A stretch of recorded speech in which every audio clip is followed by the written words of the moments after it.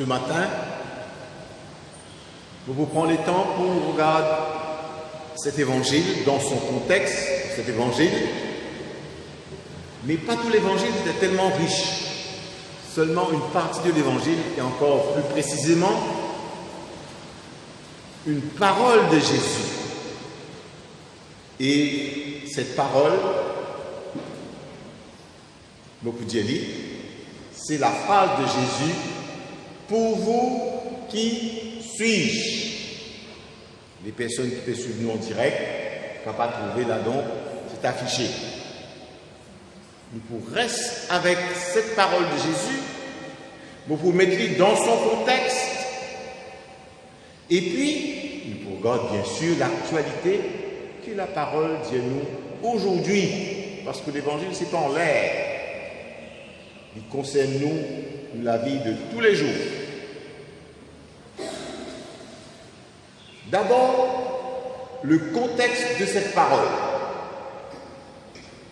C'était donc, connaissez-vous, beaucoup de personnes qui trouvent Jésus faire des affaires.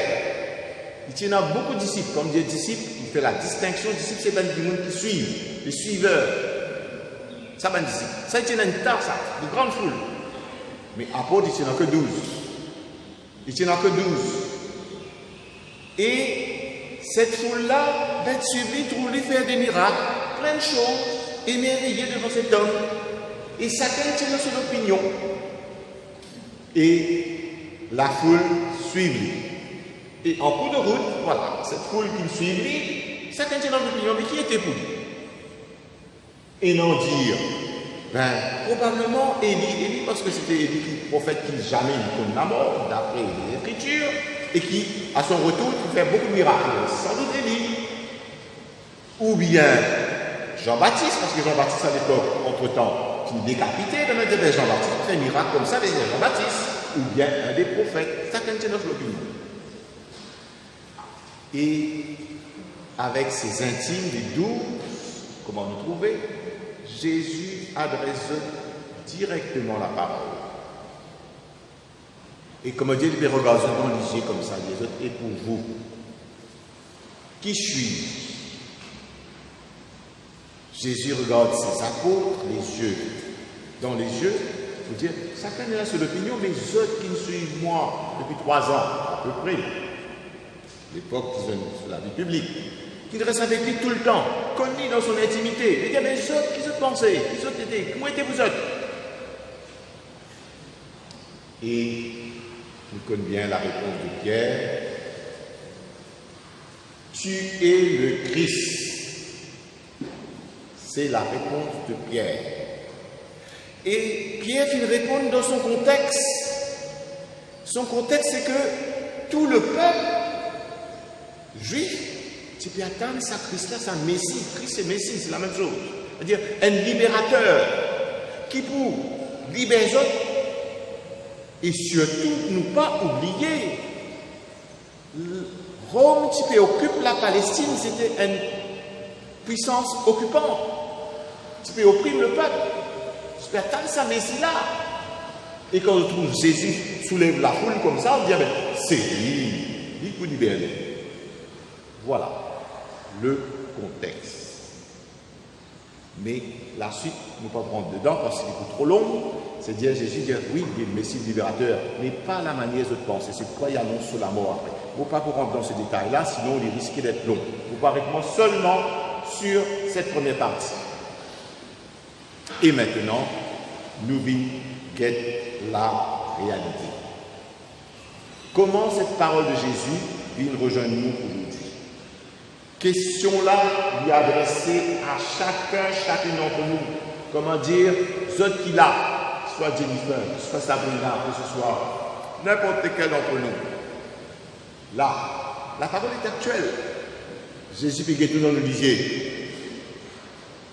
Et qui peut dire nous, ceux qui l'a. Qui m'ont été pour eux? Et même les personnes qui peuvent suivre en direct. Là où que vous soyez. La question à nous, pour vous, qui suis-je? Et qui suis-je dans le contexte qui nous fait vivre? Il peut trop facile nous donner réponse de Pierre. Ce n'est pas ça que Jésus demande nous, pour nous actualiser l'évangile. C'est-à-dire prendre nos jolies réponses de Christ, le Messie, le Fils du Libérateur, vous connaissez ça. Mais qui réponse personnelle nous donne à Jésus aujourd'hui dans le contexte qu'il nous peut vivre actuellement, surtout dans ces moments qu'il nous peut vivre. Et non, peut vivre des moments de détresse. Quand vous dites détresse, ça veut dire qu'on connaît bien les conséquences. Vous n'êtes pas capable chaque semaine venir commenter l'évangile et faire abstraction avec la pandémie et ses conséquences surtout. Le nombre de personnes qui souffrent à cause de ça, de détresse, de solitude. De solitude pour les personnes âgées qui n'ont plus un dimanche capable d'accompagner les autres. Des personnes qui ils ont abandonné parce que, bon, soit bon homme, soit bonne femme, peu importe, ils quittent ou bien des détresse, des solitudes. Si nous n'avons pas donné nos réponses, qui Jésus était pour nous, si nous pouvons vivre ces moments de détresse. C'est ça la réponse personnelle que Jésus veut demander. Pas de dire que Christ, Dieu, Fils du Dieu vivant, c'est pas ça. Alors, dans ces moments-là, et qui nous donne nos réponses. Qui était pour nous dans ces moments difficiles, surtout qu'il peut vivre dans la vie de tous les jours. Nous connaissons bien les conséquences de cette pandémie. Pas seulement ce qui la maladie qui donnait. C'est qu'il est provoqué. Il n'a pas besoin de travail, je connais bien. Il n'a pas connu qui peut arriver demain. Comment vous faire pour vivre? Comment vous faire pour gagner le travail? Sans compter le contexte actuel, les menaces de mort qui s'attendent là, peut peser sur nous. Et là, nous sommes contents de mettre le contexte. Officiellement, la parole officielle peut dire nous, c'est sous contrôle, pas contrôle à peine, à peine vous aller, et puis vous savez calmer le jeu.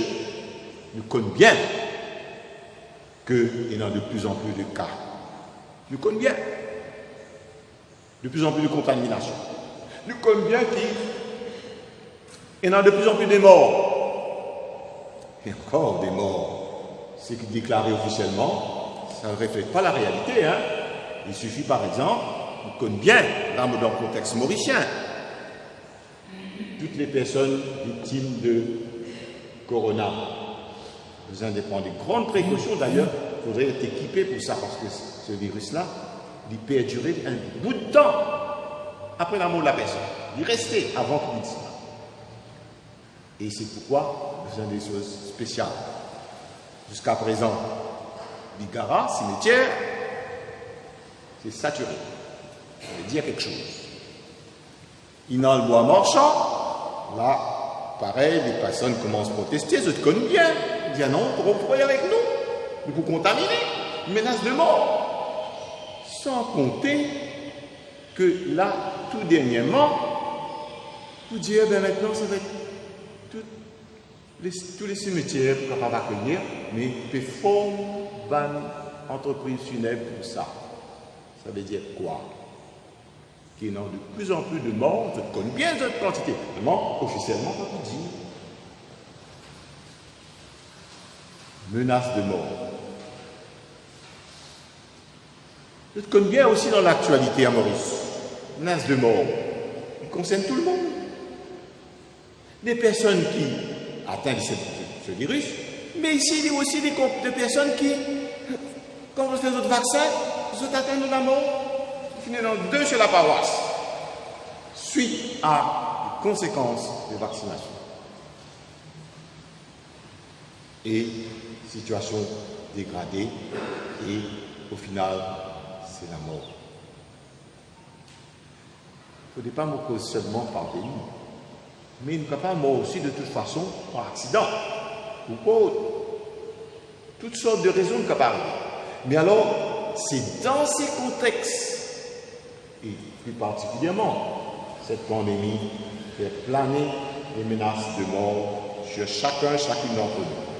Et c'est dans ces contextes-là que nous donnons nos réponses. Ça veut dire quoi? Être Jésus pour nous, qui est-il pour nous dans ces moments difficiles? Et dans ces moments difficiles, chacun d'entre nous, c'est vrai, il ne faudrait pas me dire uniquement pandémie qui cause la mort, on a d'autres circonstances. Et d'ailleurs, moi-même, moi, une personne à risque et exposée, probablement c'est possible qu'il me gagne. Et quand je gagne, avec cette situation, là je m'étais, c'est probablement pour gagner des complications et probablement capable pour moi sous terre. Ça peut m'arriver. Je peux penser à ça. Et là, je voudrais dire, donc, en face de la réalité de la mort, qui nous répond? De toute façon, là, et dans les enfants. Je connais bien la situation des enfants. À un moment donné, je dis aux enfants, pas gagner ça. Je connais bien, fini dans un bébé de 15 mois qui finit gagne ça et qui finit mort. Et la maman éplorée dit, il n'est pas capable pour ce bébé, il est mort, on met dans le sac parce que vous allez prendre des précautions. Vous connaissez ce que ça veut dire ça pour une maman? Puis il dit aux enfants dans ces circonstances, et l'école reprend là cette semaine. Ces enfants qui pourraient aller, qui pourraient exposer, qui peuvent prendre les mêmes précautions que les adultes qui pourraient arriver. C'est une menace de mort. Peut-être je ne suis pas conscient du danger, mais ça, sans compter les autres.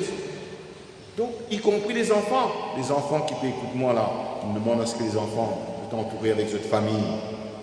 Voilà. Les autres jeunes, c'est vrai, il a toute la vie devant vous, mais personne n'est à l'abri de la mort. Ça peut arriver à n'importe qui et à n'importe quel moment. Et quand moi, à mon tour, et là, ça voudrait dire ce que moi, la réponse qu'il moi me donnait, c'est le partage que je fais. Chaque fois dans ma prière, me dire, et voilà en face de la mort, cette réalité actuelle, réponse qu'il me donnait. Qui est Jésus pour moi? Je suis capable de faire l'enterrement des autres, mais un jour, l'autre, je peux venir dans mon enterrement. Et en face de ça, nous disons dans la prière, Seigneur, toi, voilà ma réponse.